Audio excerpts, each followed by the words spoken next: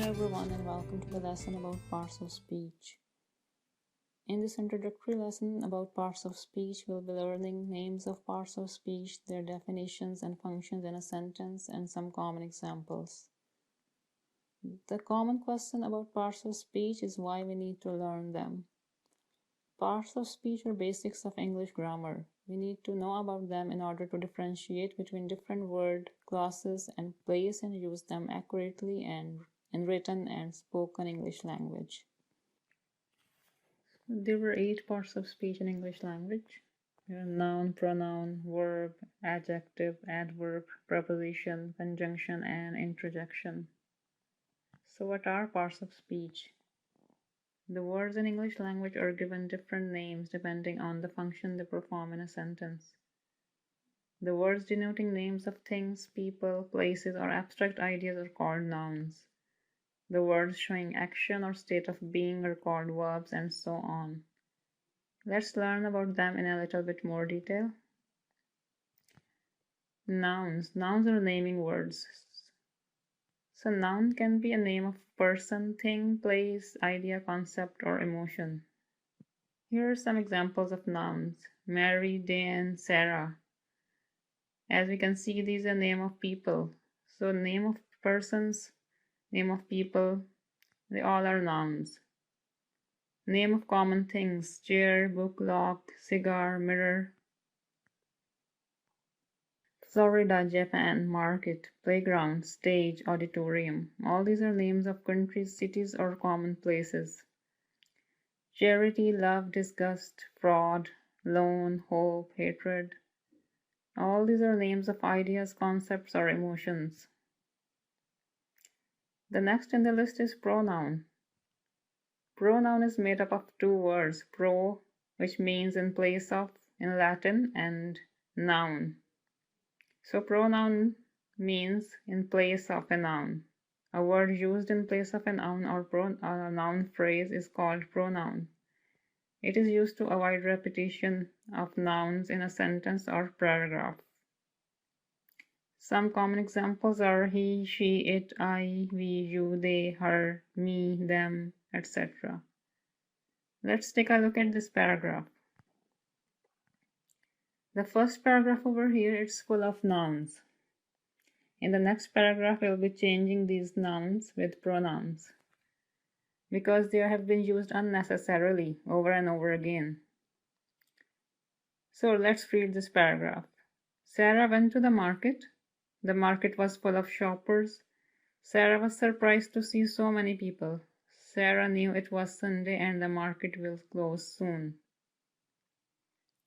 While Sarah was quickly trying to finish Sarah's shopping, someone told Sarah that the market will be open till late night that day. So here is the next paragraph. Sarah went to the market. It was full of shoppers. She was surprised to see so many people. She knew it was Sunday and the market will close soon. While she was quickly trying to finish her shopping, someone told her that the market will be open till late night that day.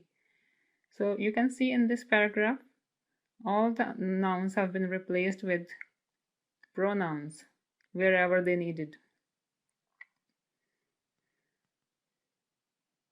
Next we have verb. A verb shows an action or a state of being. It shows what someone or something is doing. You will find many verbs in a paragraph or during a conversation. Some common examples are play, eat, walk, work, sit, ponder, think, view, cook, drink, etc. So let's take a look at some examples. Dan works hard all day. Sarah makes good food. Anna found an old necklace in her cupboard or in her closet.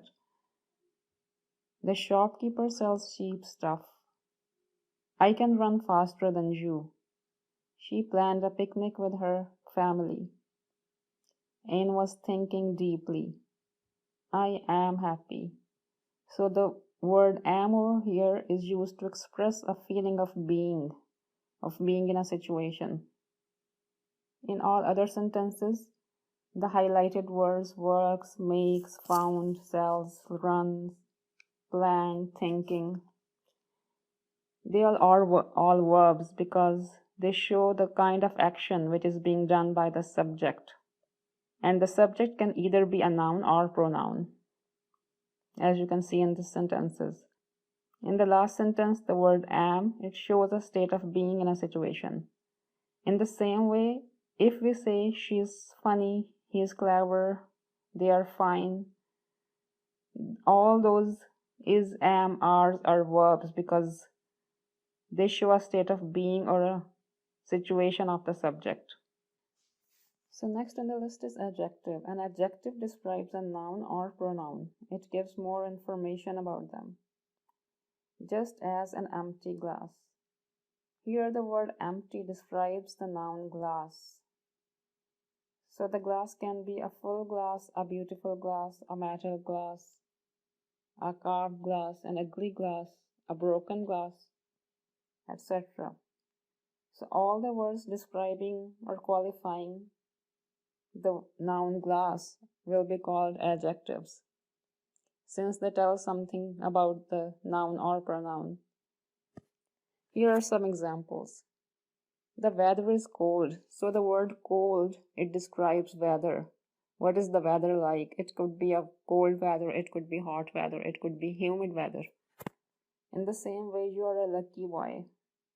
The word lucky, it tells about the noun boy. This house has a very old history.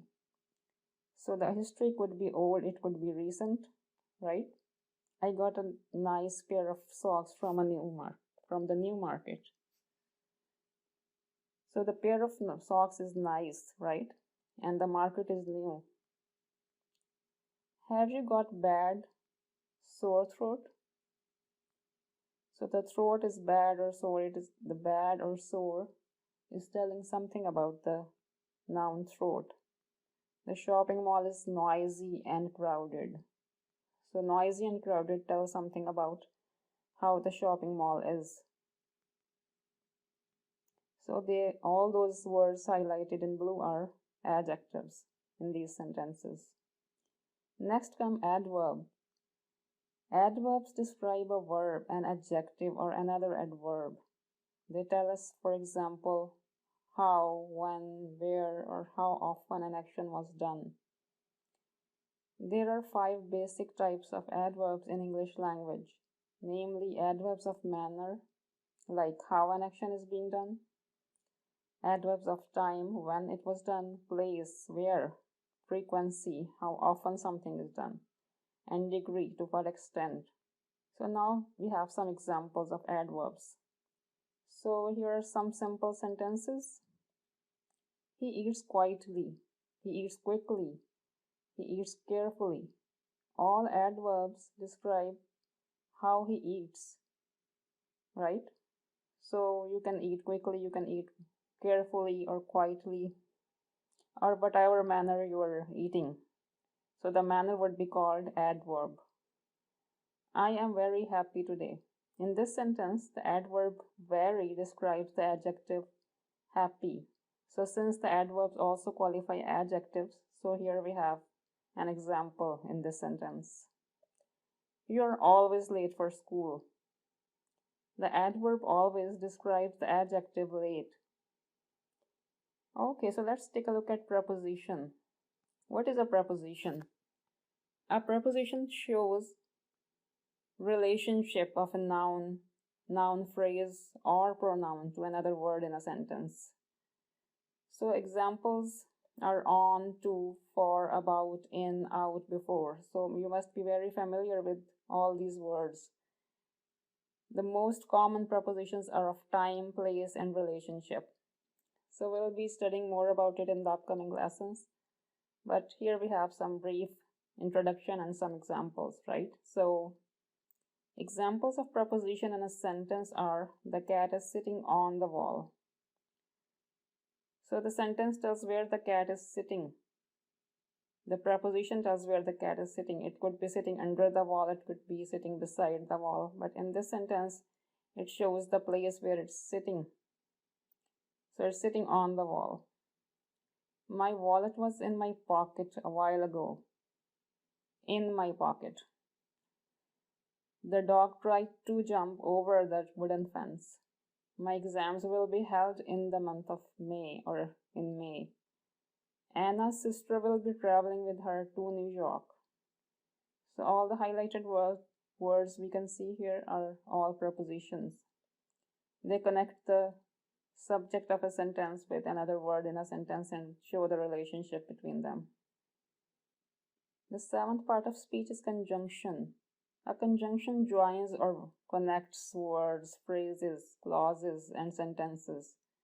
It shows connection and logical relation between them. While, although, whereas, but, still, and, though, etc. So here are some examples. Sarah and Anna are friends.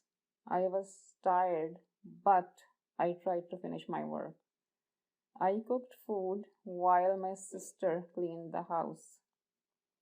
So in these sentences, Sarah and Anna. So we join two words with the word and.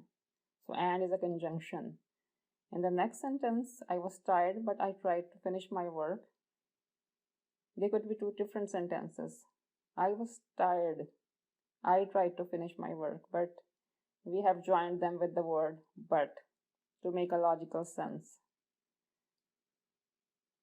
I cooked food while my sister cleaned the house. In this sentence, you want to tell that I cooked food while at the same time my sister cleaned the house. So you will use the word while to connect these sentences and make a logical sense. The last one in the list is interjections. Interjections are short exclamations or are used more in spoken English than in written English. It is used to express sudden emotion of anger, admiration, pain, joy, etc.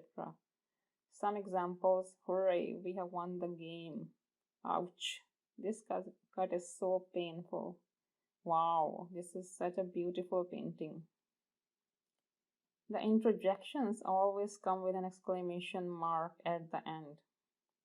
So this is something to be remembered while writing interjections in written language.